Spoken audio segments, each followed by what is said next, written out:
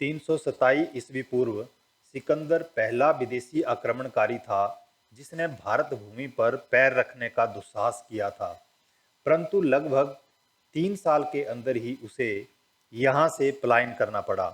यह चाणक्य और चंद्रगुप्त की दूरदर्शिता और पराक्रम का ही चमत्कार था कि कुछ ही वर्षों के अंदर भारत भूमि से इस आक्रांता के पद चिन्हों का नामो निशान मिटा दिया गया। उसके बाद मध्य एशिया से कुषाण आए, उन्हें पराजय का मुंह देखना पड़ा और देखते ही देखते भारत राष्ट्र जीवन की धारा में विलीन हो गए। उसके बाद बर्बर शक पहली सदी और हूण 5वीं सदी में आए। उन्होंने भारत को अंदर तक आघात पहुंचाया।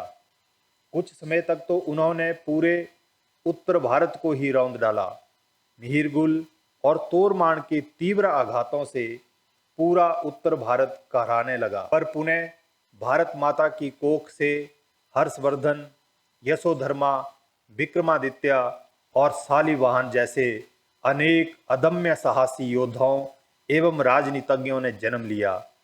उन्होंने भारत माता के माथे पर सम्मान और आज़ादी का टीका लगाया, उसे पराजय और पराभव की बेड़ियों से मुक्त किया। धीरे धीरे आक्रांता भारत की संस्कृति में इतना घुल मिल गए कि उन्हें पहचानना ही कठिन हो गया और वो भारत राष्ट्र की जीवन धारा में समा गए। 7वीं सदी में अनेक मुस्लिम जातियों के जो आक्रमण शुरू हुए, फिर तो उनका तांता ही लग गया।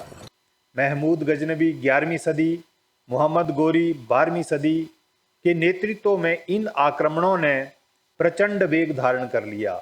उसके बाद तुर्क, अरब, ईरानी, मुगल और अफगान टिड्डी दल की तरह भारतवर्ष पर चढ़ आए।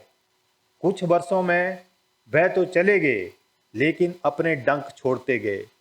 भयंकर मारकाट, लूटमार और धर्म परिवर्तन के घाव काफी वर्षों तक अपनी कहानी कहते रहे।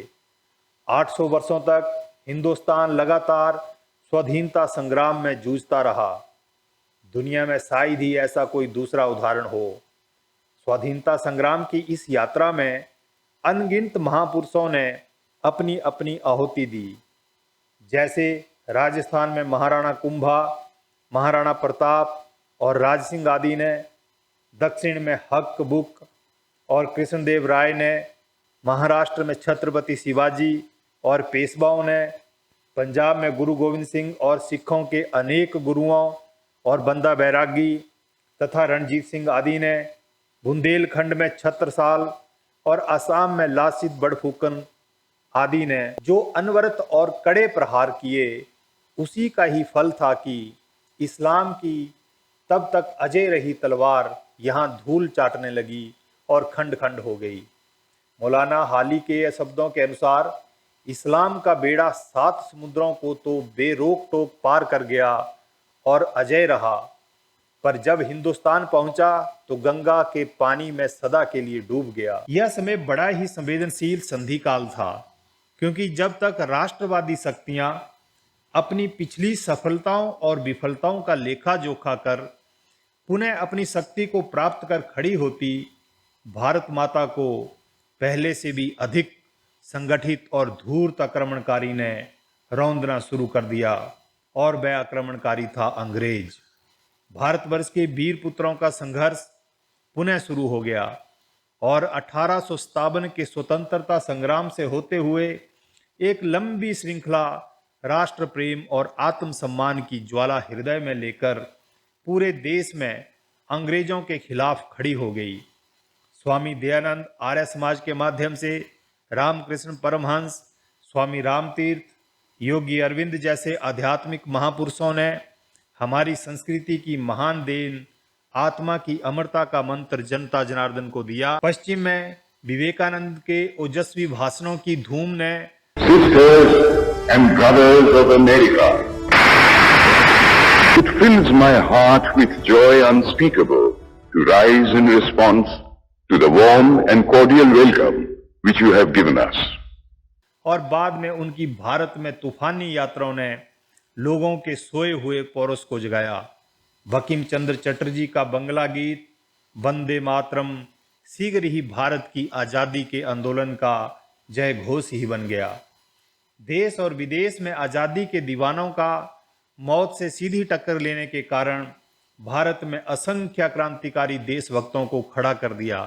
अंग्रेज थर थर कांपने लगे। क्रांतिकारी आंदोलन के महान नेता राम सिंह कुका, वासुदेव बलवंत फड़के, वीर सावरकर, चंद्रशेखर आजाद, भगत सिंह, रास बिहारी बोस, बीवीएस अय्यर जैसे वीरों के कारण भारतवर्ष में आज़ादी के लिए लाखों लोगों को प्रेरणा मिली। इसी कड़ी में लोकमान्य तिलक, लाला लाजपत राय, बाल गंगाधर तिलक और बिपिन चंद्र पाल ने देश को स्वाधीनता का सही और दिव्य स्वरूप दिखाया। जहां अरविंद घोष और बंकिम चंद्र चटर्जी ने आध्यात्मिक साधना के माध्यम से भारत माता की उपासना का रूप प्रदान किया, वहीं लोकमान्य तिलक ने सिंह गर्जना की, स्वराज्य मेरा जन्मसिद्ध अधिकार है और मैं इसे लेकर रहूंगा, कर्मयोग का मार्ग प्रशस्त किया। इस तरह महात्मा गांधी के लिए मंच तैयार हुआ। महात्मा गांधी आए और उस जादूगर के हाथों में आकर एक चरखा भी अस्त्र का काम कर गया और कोटि कोटि देशवासियों को उद्वेलित करने लगा।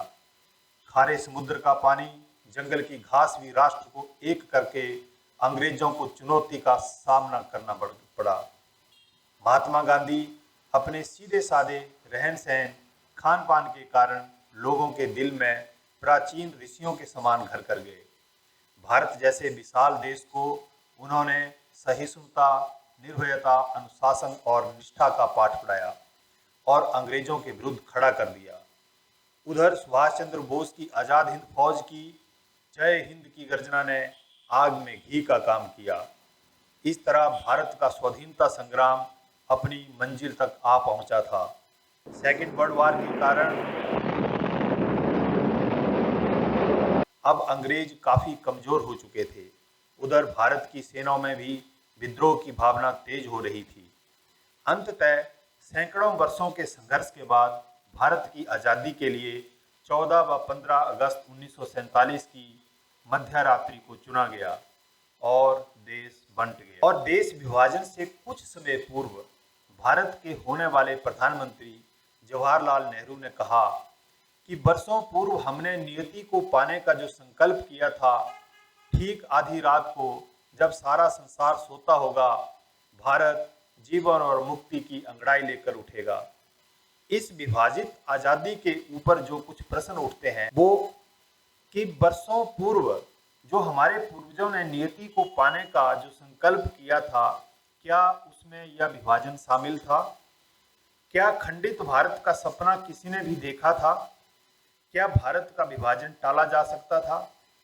आने वाले वीडियोस में हम इन सब बातों का पूरा विश्लेषण करेंगे। तब तक के लिए नमस्कार, धन्यवाद।